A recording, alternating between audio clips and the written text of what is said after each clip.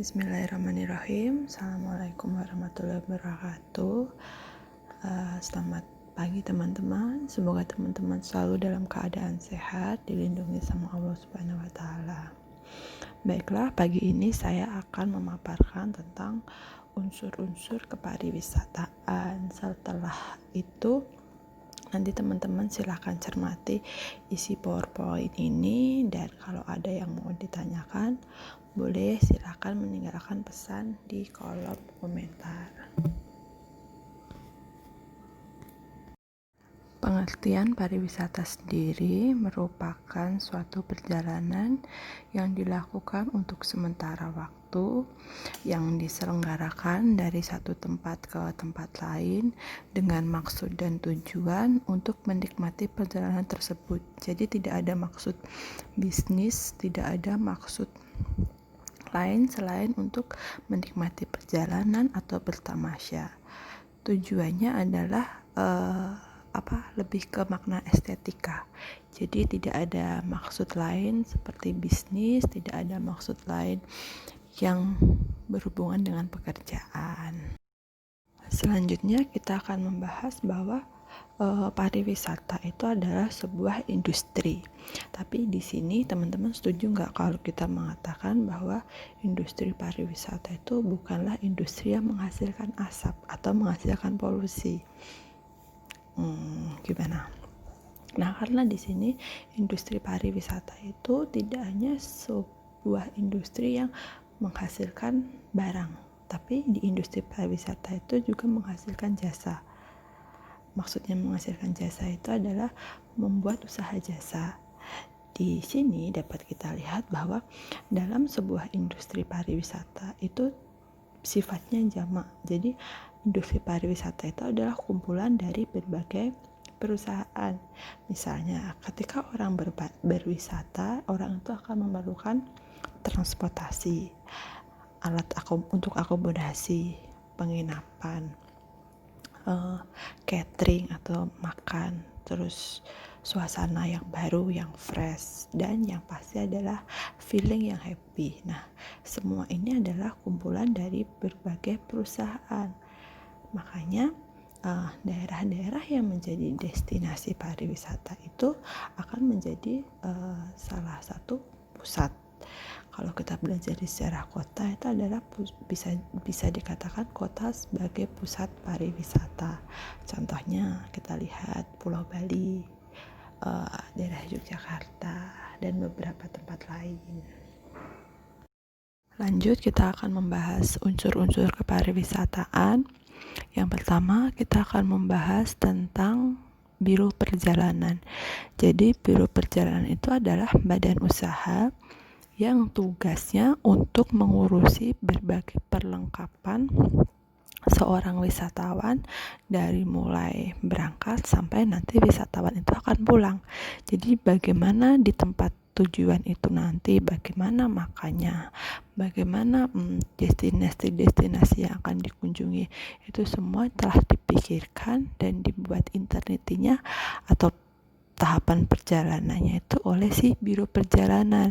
Jadi kita yang akan berwisata itu tinggal pasang badan sama bawa uang gitu. Unsur kepariwisataan yang kedua adalah akomodasi.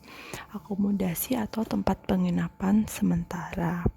Di tahun 2020 rasanya penginapan itu tidak hanya ada seperti hotel aja bermacam-macam, dari bintang 1 sampai bintang 5, tergantung yang mau kita pilih. Kadang-kadang kalau di hotel tuh dijadikan sebagai tempat destinasi wisata. Jadi kalau ada orang yang memang sengaja ingin berlibur di suatu hotel, karena hotel tersebut sudah menyediakan berbagai fasilitas, misalkan kolam renang, tempat gym, terus tempat karaoke, ada juga yang hotel connect dengan mall. Jadi orang-orang itu yang mereka itu memilih berwisata di hotel itu destinasinya, karena untuk menikmati semua fasilitas yang disediakan oleh hotel bintang 5 biasanya itu satu hari itu mungkin nggak cukup gitu. Yang kedua ada juga sekelas losmen atau hostel. Itu kalau kita lihat tuh hostel tuh biasanya dipakai untuk para wisatawan backpacker. Karena di hostel itu biasanya di kamar itu disekat-sekat, ada yang kasurnya tingkat, jadi satu kamar tuh bisa ditempati 6 sampai 10 orang. Harganya lebih ekonomis, biasanya sekitar 70 sampai 100 ribu. Ada juga villa. Kalau villa itu biasanya digunakan untuk wisata keluarga, lebih intim dan lebih private gitu. Villa juga udah bermacam-macam. Terus sekarang ini juga banyak tempat-tempat akomodasi atau penginapan yang unik-unik. Kalau kita lihat di Bali, di Jogja, yang penginapan pinggir pantai, yang penginapan di tengah sawah, itu memberikan experience tersendiri untuk si pelancongnya atau untuk si wisatawannya. Jadi ada berbagai banyak pilihan, di mana akomodasi yang akan digunakan itu disesuaikan dengan kebutuhan dan keinginan si pelancong, juga budget yang dimiliki oleh si wisatawan tersebut. Selanjutnya adalah alat transportasi. Alat transportasi ini juga disesuaikan. Misalnya wisatawan mau mengunjungi tempat mana, misalkan wisatawan domestik mau berkunjung ke luar kota. Ada pilihan transportasi seperti pesawat, kereta, bis, atau bahkan membawa mobil pribadi. Kalau kita mau melakukan pelancong internasional, biasanya kebanyakan menggunakan alat transportasi pesawat atau kapal. Nah, itu semua disesuaikan. Kalau kita menggunakan biro pariwisata itu sudah diatur. Namun kalau kita berwisata secara mandiri, kita harus pintar-pintar memilih alat transportasi dengan kapasitas yang baik, dengan pelayanan yang baik, namun dengan harga yang baik juga. Jangan sampai salah milih harga. Selanjutnya, alat transportasi itu juga diperlukan ketika wisatawan itu berada di tempat atau berada di lokasi pelancongnya.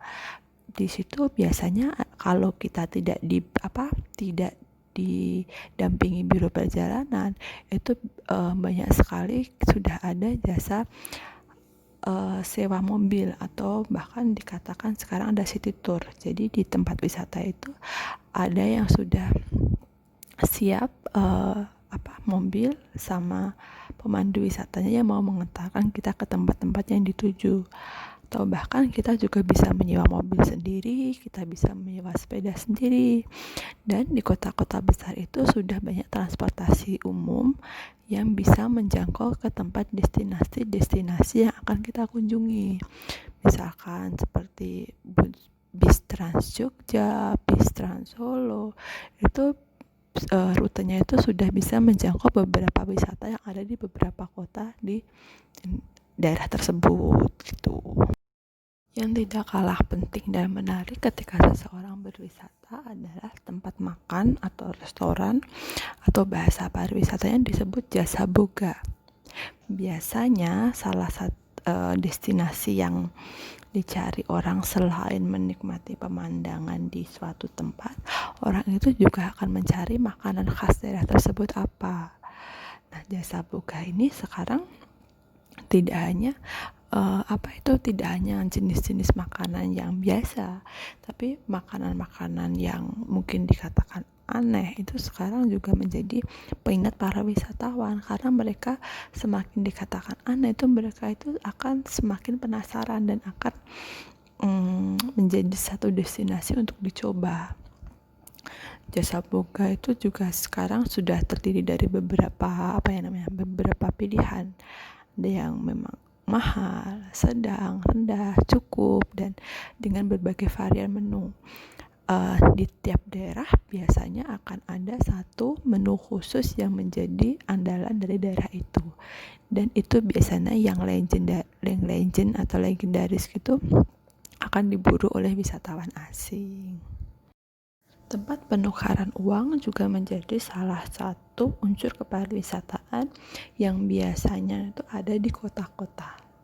Tapi sekarang itu tidak hanya di kota-kota besar, di daerah kabupaten sudah banyak yang menyediakan money changer atau tempat penukaran uang.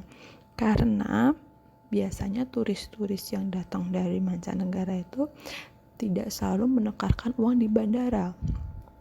Mereka biasanya ada yang kelupaan atau memang sengaja tidak menukarkan semua uangnya di bandara, tapi mereka nanti akan menukarkan uang di tempat destinasi yang akan mereka kunjungi. Nah, ini perlunya tempat penukaran uang karena tidak semua pedagang lokal itu akan bisa menerima pembayaran dengan uang asing. Sebenarnya penukaran uang itu bisa dilakukan di bank, tapi kan kalau bank itu tidak 24 jam. Biasanya di daerah-daerah atau di kota-kota yang banyak wisatawannya itu sudah banyak disediakan tempat-tempat penukaran mata uang. Unsur yang keenam dan tidak kalah pentingnya itu adalah oleh-oleh atau cenderamata. Oleh-oleh atau cenderamata ini kebanyakan industri yang dibuat oleh masyarakat lokal. Oleh-oleh ini biasanya menjadi suatu pertanda bahwa orang tersebut telah mengunjungi tempat itu, tempat tujuan wisatanya. Dan kebanyakan juga oleh-oleh tidak hanya dibeli oleh wisatawan untuk diberikan kepada kerabat di rumah atau saudaranya, tapi bisa digunakan sebagai kenang-kenangan bahwa kemarin atau dulu mereka telah mengunjungi tempat itu. Karena kenang-kenangannya selain foto, cenderamata juga bisa menjadi sebuah cerita ketika seseorang pernah mengunjungi suatu tempat. Baik teman-teman, demikian pemaparan saya tentang unsur-unsur kepariwisataan. Ada 6 unsur. Silakan kalau teman-teman mau melakukan diskusi, mau menambahkan atau mau tidak setuju dengan pemaparan saya atau ada yang keliru, bisa kita saling belajar satu sama lain.